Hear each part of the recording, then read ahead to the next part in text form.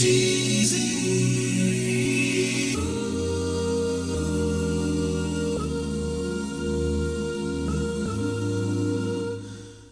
gotta ask you off the bat, just growing up in baseball and being a part of baseball history, who are some of your favorite players growing up?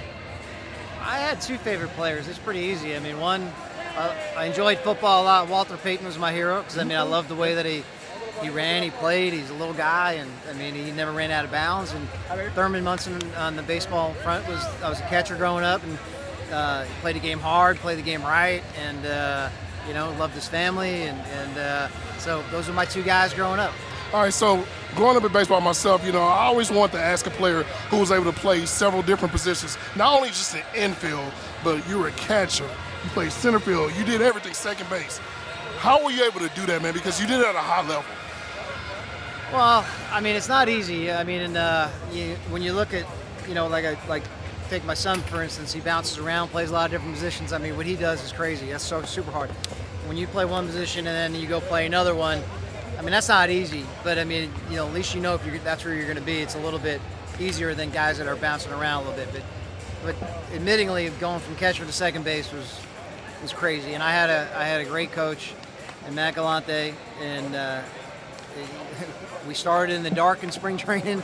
We finished in the dark in spring training, and it was, if it wasn't for him, that's the reason why I was successful. I had a great person like that. I love that. Speaking of baseball heroes, for me, growing up in Texas, I grew up in the Arlington area, but I got a chance to definitely come down here at the Astrodome and watch those killer bees and y'all do work, man. Can you talk about how that moment was for you and Jeff, and just even having Berkman down the road as well, how great that team was? And obviously the World Series didn't happen for you guys, but just how great it was to play with Jeff and stuff like that. Yeah, I mean, Baggy and I are two East Coast guys, so I mean, you grow up on the East Coast, you wake up in the morning, you fight for the newspaper.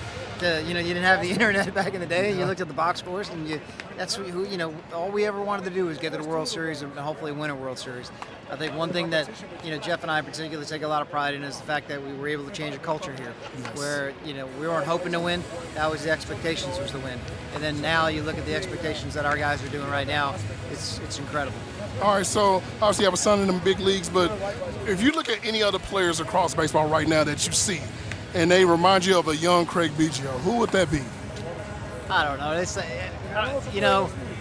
Hall of Famer. Don't take yourself lightly. No, it's not. I just like watching guys just do their thing and for what they can do and how they can do it. I mean, I think you look at different generations. There's different eras. There's different talents, different skill sets of body sizes and guys, height and strength, and so I don't know. I mean, I just like watching guys play the game and play the game the right way, running ground balls out, running fly balls out, playing the game the way you're supposed to play the game. So to me, that's kind of things that notice out more so than the guys that don't run balls out.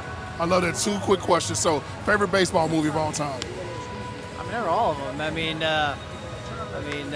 any of the ones Kevin Costner did were all great. Right. Field of Dreams was great. I mean, what was the one that they did in the Durham Bulls? I mean, that was Bull Durham.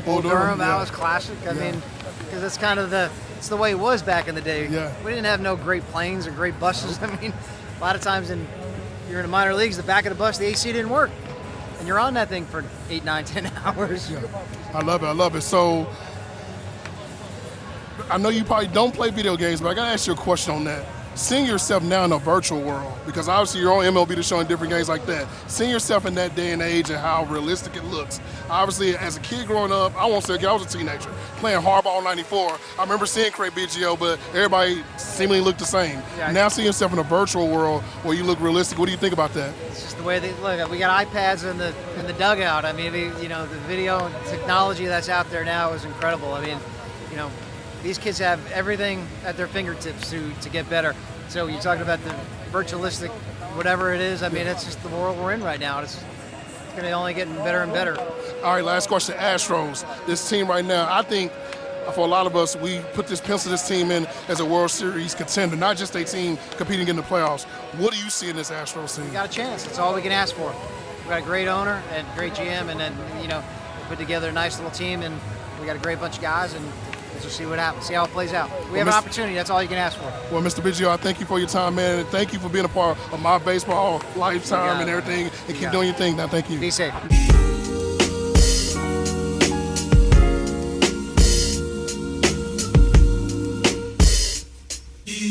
It's easy.